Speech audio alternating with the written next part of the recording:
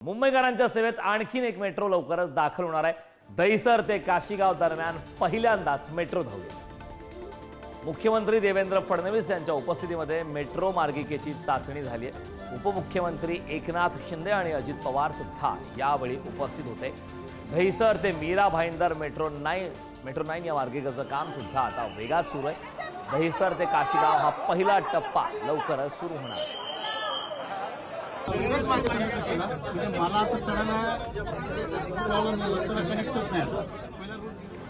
आणखी एक मेट्रो लवकरच येणार। दहिसर ते मीरा भाईंदर मेट्रो 9 या मार्गिकेचं काम सुरू आहे।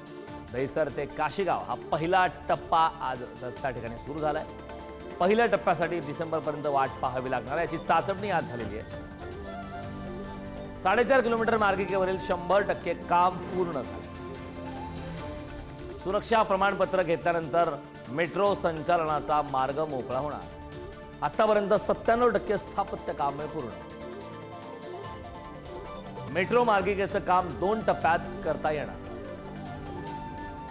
या प्रकल्पाचं सगळ्यात चांगली गोष्ट जर काही असेल तर MMR रिजनमध्ये पहिल्यांदा डबल डेकर ब्रिज देखील याच टप्प्यामध्ये तयार करण्यात आलेला आहे, ज्याच्यामध्ये आपल्याला कल्पना आहे की फ्लायओव्हर आणि मेट्रो ही एका पिलरवर किंवा एका स्ट्रक्चरमध्ये आपल्याला त्या ठिकाणी पाहायला मिळते, ज्याच्यामुळे विशेषतः मीरा भाईंदर सारखा जो आपला एरिया आहे याच्या डिकंजेशनच्या दृष्टीनं एक अत्यंत महत्वाचा अशा प्रकारचा टप्पा होणार आहे।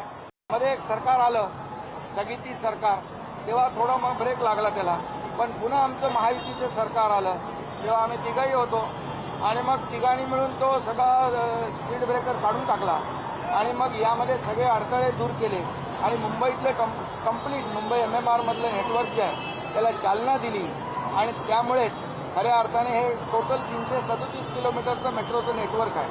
आणखी त्याच्यामध्ये मुख्यमंत्री म्हणाले की आम्ही दरवर्षी याच्यामध्ये 50 किलोमीटर 60 किलोमीटर कंप्लीट करू आणि वाढवू देखील।